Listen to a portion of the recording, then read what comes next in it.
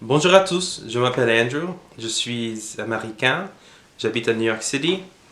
Si vous ne savez, et sûrement vous ne savez pas parce que en général, personne que je connais dans le monde, personne que je connais dans la vie réelle voit cette chaîne YouTube. Mais aujourd'hui c'est un jour de pluie ici à New York et c'est pour ça que je voudrais enregistrer une vidéo dans la maison, chez moi, en français pour vous parler de pourquoi j'ai appris la langue française et comment j'ai appris, et aussi pour parler un peu de trois conseils pour vous améliorer l'accent en anglais ou quelques autres langues que vous parlez, parce que vous êtes en train de parler en fait, que vous apprenez maintenant. Parce que moi, j'ai appris le français sans l'école. Sans des leçons formelles, euh, sans rien que des livres, des amis et un petit peu le voyage. Alors, les trois conseils. Le premier conseil est de se faire des amis natifs et parler avec eux tout ce que vous pouvez, euh, autant que vous pouvez le faire, parce que c'est vraiment important de parler avec les natifs pour améliorer. C'est pas difficile, pardon, c'est pas facile. En fait, il y a une chose du rapport, il y a un aspect comme une relation avec la personne avec qui tu parles, parce que c'est important de voir une bonne relation avec un ami pour parler, parce que personne veut parler pour parler. On aime avoir des vraies conversations, des conversations authentiques, pas seulement le small talk, comme on dit en anglais, pas seulement des bavardages quiconque ou bavardage de n'importe quoi. Le deuxième conseil sera de lire beaucoup en fait. Peut-être que ça ne vous paraît important, euh, premièrement parce que lire, ce n'est pas, ça n'a rien à voir avec la communication orale. Euh, bon, c'est important de lire parce que en lisant, on apprend comment fonctionne la grammaire, comment parler plus naturellement, et ça vous aidera à parler plus la langue. Donc lire c'est vraiment important.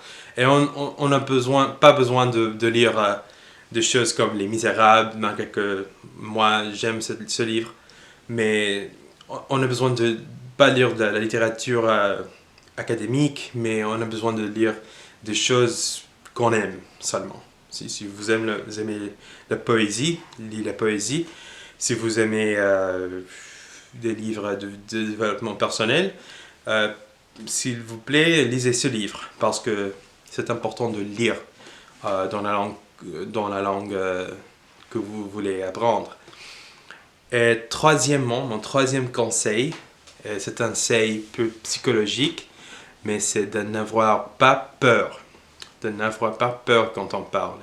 Parce que moi, maintenant, je vois ma caméra, je suis pas complètement seul, mais je suis, je parle à un objet euh, qui n'est pas une personne.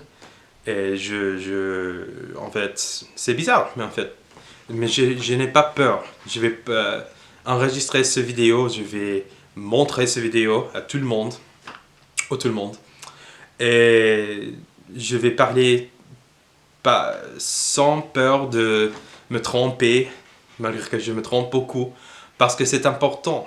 C'est important de n'avoir pas peur. Et c'est important d'être quelqu'un qui s'exprime sans peur. Parce que la peur est vraiment ce que nous empêche de parler bien. Ce n'est pas quelque chose de la capacité, de nos capacités linguistiques. La peur est quelque chose que nous empêche directement de parler bien, d'avoir un bon accent. Donc, ce sont mes 3 conseils. Cette vidéo est pour recommencer à enregistrer des vidéos pour YouTube.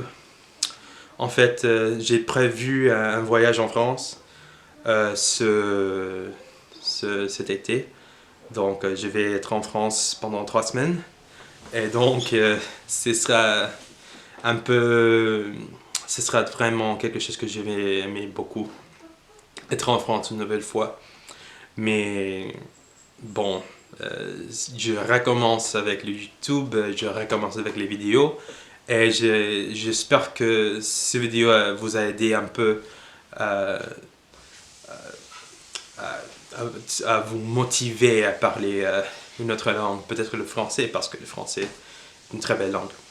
Et aussi, je vais finir en disant que si vous avez quelques questions à me demander, s'il te plaît, faites-le. Demandez-moi ce que vous voulez parce que j'ai besoin des idées pour les vidéos. En fait, ça c'est tout. Donc, merci de m'avoir vu et bonne journée.